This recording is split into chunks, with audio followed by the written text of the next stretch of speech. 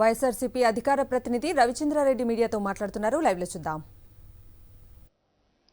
మరీ ముఖ్యంగా కాపుల మనోభావాల్ని ఆత్మగౌరవాన్ని చంద్రబాబు నాయుడు గారి దగ్గర తాకట్టు పెట్టడమే ధ్యేయంగా పవన్ కళ్యాణ్ రాజకీయంగా ఏది సాధించలేక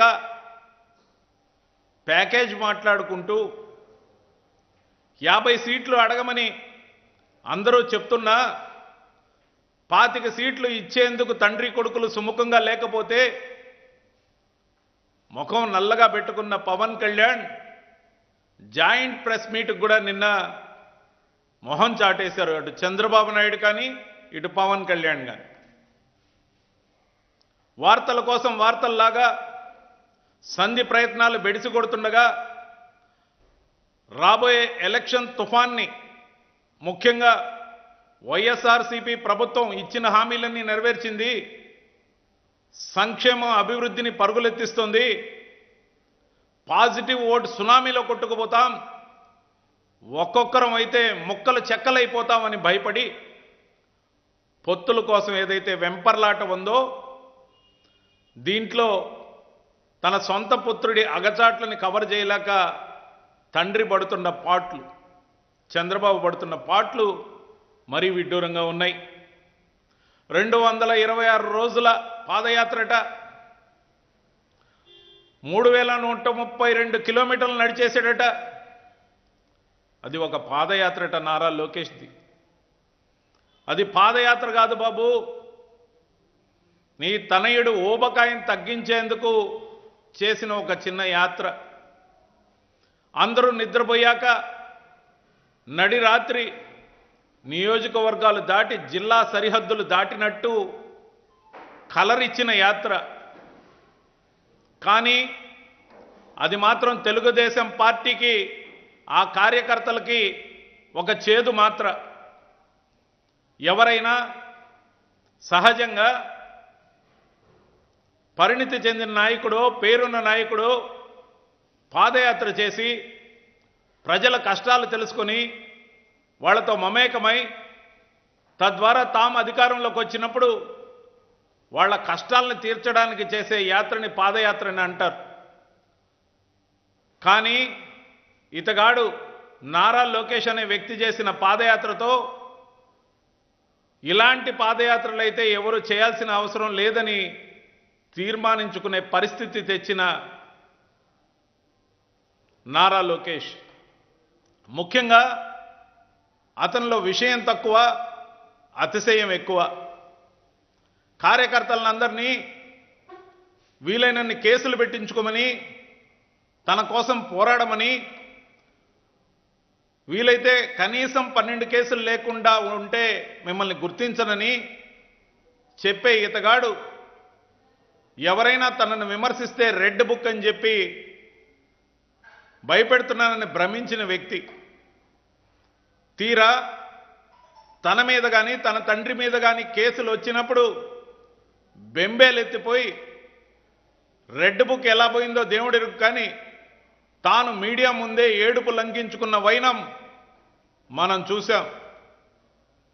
ఏమయ్యా లోకేషు, నీకు కష్టం వచ్చినా, నీ తండ్రికి కష్టం వచ్చినా నువ్వేమో మీడియా ముందు ఏడుస్తావు. రెడ్ బుక్ ఎటుపోయిందో నీకే తెలియదు. మరి నీ కార్యకర్తలకి భవిష్యత్తు లేకుండా చేయడం కోసం ఓ డజన్ కేసులు కనీసం పెట్టించుకోమని చెప్తున్నావే, యువత భవితని పాడు చేయటమే నీ యువగళం లక్ష్యమా? నీది యువగళం కాదు, యువ గరళం అని మొదట్లో అన్నమాట నిజమని నిరూపించుకున్నావు. దాంతోపాటు ముఖ్యంగా ఇటు సొంత పుత్రుడు అటు దత్తపుత్రుడు మధ్య నలుగుతున్న చంద్రబాబు నాయుడు గారు రేపు సభను ఎలా జరపాలి, దానికోసం తను పడుతున్న ఆందోళనతో పాటు ఈ మధ్య రకరకాల స్టేట్మెంట్లు ఇస్తున్నాడు. దాంట్లో 4 సంవత్సరాలు పూర్తి చేసుకున్న అమరావతి ఉద్యమం అట. అమరావతి ఉద్యమంకి 4 సంవత్సరాలు పూర్తయిందట. ఉద్యమం ఊసే లేదు, ఉద్యమం ఎక్కడుందో తెలీదు. ఆ పెట్టుడు ఉద్యమం, నెట్టుడు ఉద్యమం ఎప్పుడో ఆగిపోయింది. అసలు అక్కడ ఎవరు లేకుంటే ఈ రోజున కొత్తగా మళ్ళా కొంతమందిని పోగేసి పచ్చకండువాలేసి ఫోటోలు తీసి 4 సంవత్సరాల సభ అని చెప్తున్నారు. ముఖ్యంగా అమరావతి టు అరసవెల్లి అన్నప్పుడు ఆ రైతుల్ని ఐడెంటిటీ కార్డులు అడిగినప్పుడు చెట్టుకొకరు పుట్టకొకరు పారిపోయారు. కనీసం 60 మంది కూడా లేరు కదా. చివరాఖరికి అరసవెల్లికి వెళ్ళి దర్శనం చేసుకున్నది ఒకే ఒక్క రైతు. మేము అడుగుతున్నాం, చంద్రబాబు నాయుడు గారు, మీరు కానీ మీకు అనుయాయుడిగా ఉన్న మీ దత్తపుత్రుడు కానీ అమరావతిని ఒక్కటే రాజధానిని పదే పదే చెప్తున్నారు కదా. మరి ఆ విధంగా మీరు తీర్మానించి మేనిఫెస్టోతో వస్తారా అని ఛాలెంజ్ విసురుతున్నాం. అలాగాని మీరు చేసినట్టయితే వెనకబడ్డ జిల్లాలుగా ఉన్న ఉత్తరాంధ్ర జిల్లాలు 3 కానీ, రాయలసీమ 4 జిల్లాలు కానీ వాటి వెనకబాటు ధనాన్ని రూపుమాపడం కోసం మేము 3 రాజధానుల అంశం తీసుకున్నామని మీకు తెలుసు, ప్రజలందరికీ తెలుసు.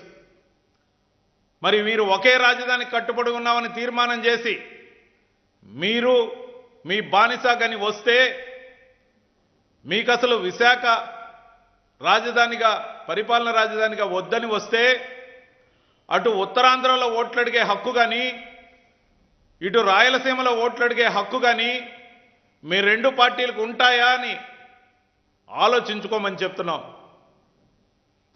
అలా మీరు తీర్మానించిన క్షణాన మీరు అటు ఉత్తరాంధ్ర ద్రోహులుగా ఇటు రాయలసీమ ద్రోహులుగా ప్రజల్లో మిమ్మల్ని ఎండగడతాం. ప్రజలు కూడా మిమ్మల్ని గల్లాపట్టి నిలదీస్తారు. ఎందుకు మీకు ఓట్లేయాలి?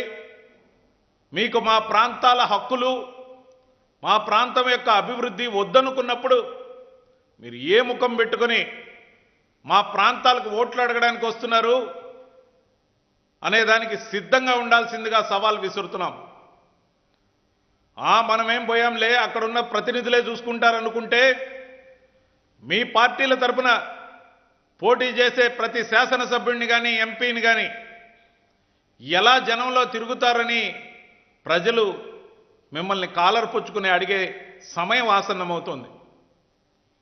16,552 గ్రామాల రైతులు ట్యాక్సులు కడితే కేవలం 29 గ్రామాల కుల రాజధానిని అభివృద్ధి చేసుకోవడం కోసం, మీ బినామీ భాగోతం కోసం, మీ వర్గం, మీ సామాజిక వర్గం, మీ బినామీల బాగు కోసం అమరావతి ఒక్కటే రాజధానిని నినదిస్తున్న మీరు కానీ పవన్ కళ్యాణ్ కానీ జనంలో అటు ఉత్తరాంధ్రలో కానీ ఇటు రాయలసీమలో కానీ ఓట్లు అడగడానికి ఎలా వస్తారని మేము ప్రశ్నిస్తున్నాం.